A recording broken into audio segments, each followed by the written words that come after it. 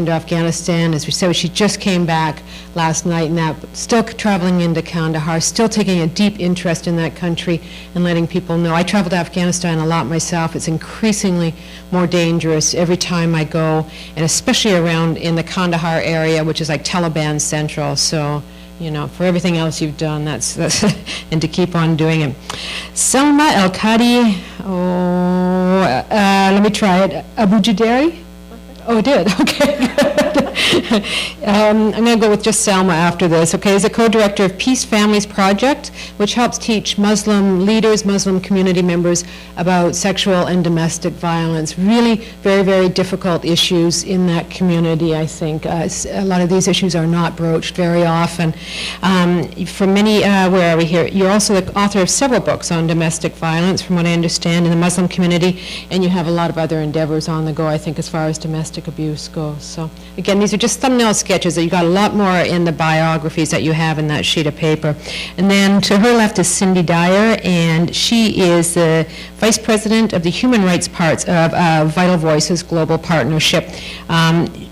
Cindy also comes from a legal background, and she was the Department of Justice Office on Violence Against Women, and was a prosecutor for 13 years dealing with, again, sexual violence and domestic violence and that. So some really serious issues here that we got. But why don't we get started? Well, the question that we and it's a very generalized question, but again, it's just to get us started. Let me put it to you, Dina. Given the events taking place in the Arab world right now, do you foresee us offering any new opportunities to the people there on any scale, whether it's women, the whole civil society, anything like that? I think you should probably, I think you're okay, can everybody hear me? Yeah? Yeah. Well, first of all, hi everybody. Thanks very much to the Canadian Embassy for extending me this invitation. I'm really honored to be here, especially honored to be an Egyptian during this time when Egypt has just led a peaceful revolution against 30 years of tyranny and successfully done so, and really inspired the world, including those of us that live outside of Egypt these days. So Egypt is really an incredible inspiration. I think everything that's happening across the region right now is an inspiration. Looking beyond the wonderful events and the opportunities for genuine civic engagement. Just speaking on the case of Egypt, really, I think, to my mind, the worst things that these authoritarian regimes succeeded in doing was really to create a sense of apathy and absolute lack of interest among the general population for their country's future.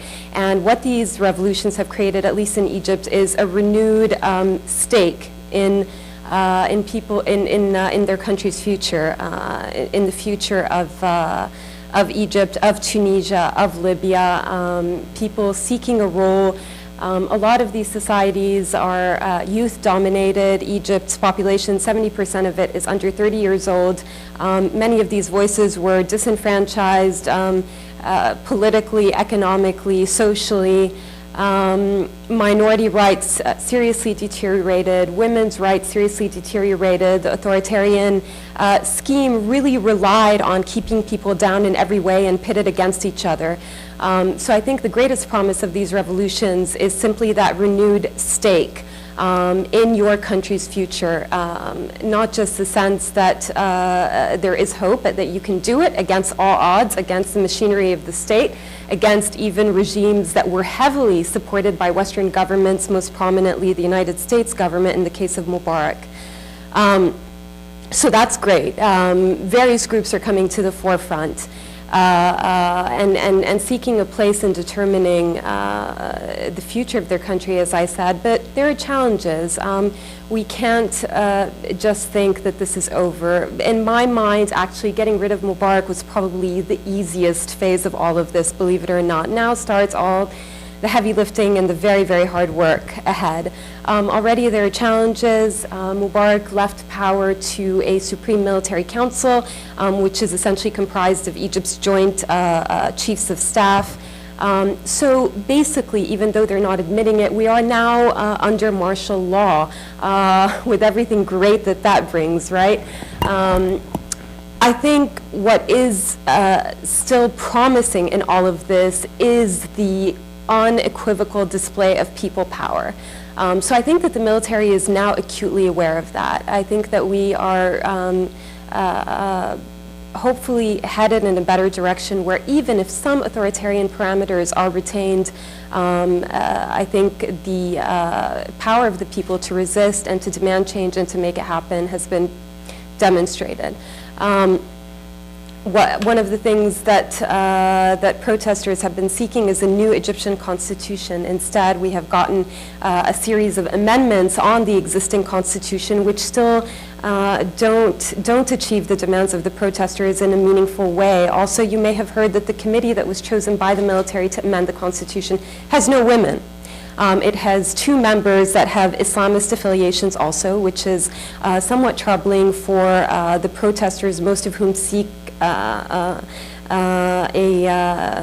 desire that Egypt not turn into a theocracy.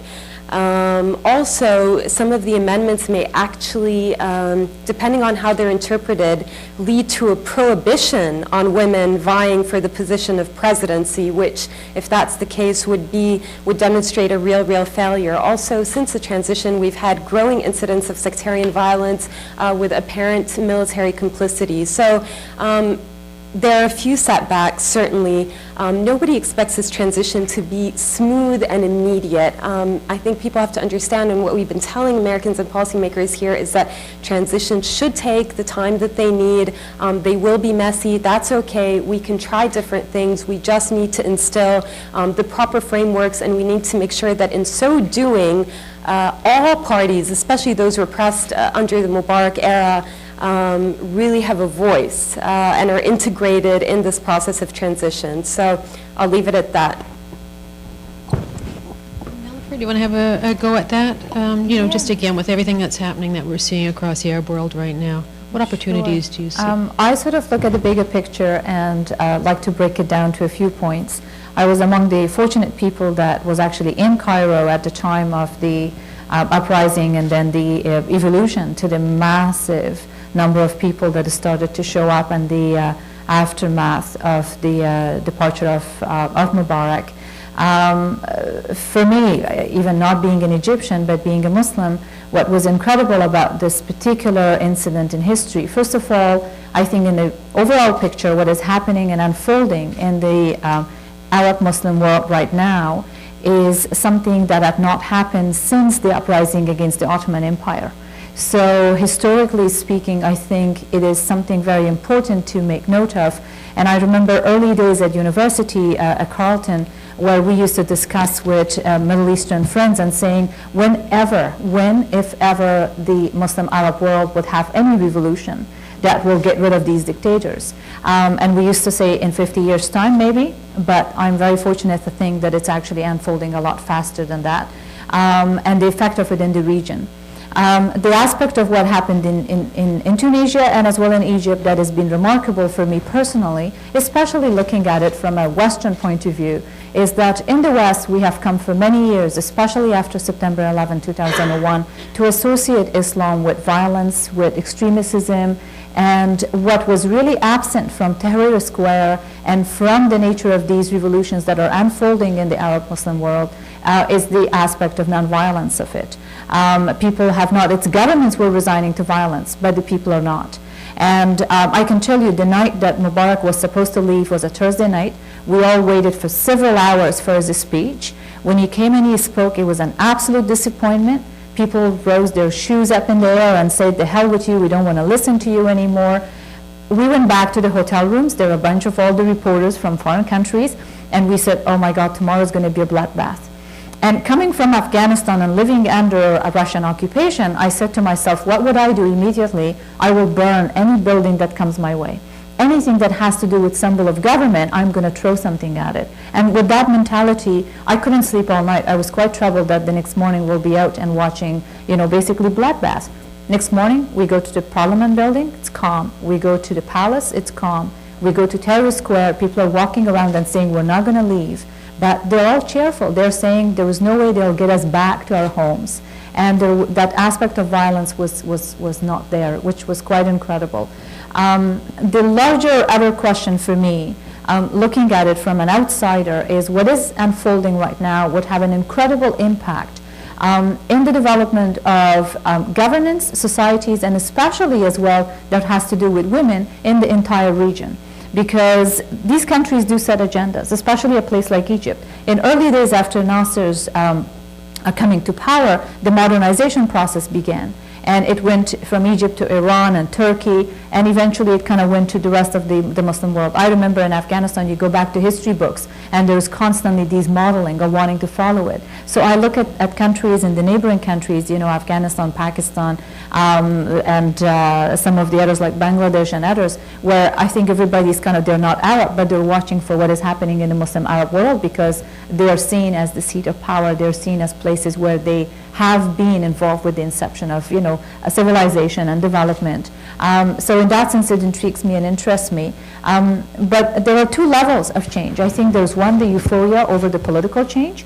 The other aspect of it, which is embedded in the culture, and I think that process is going to take a lot longer.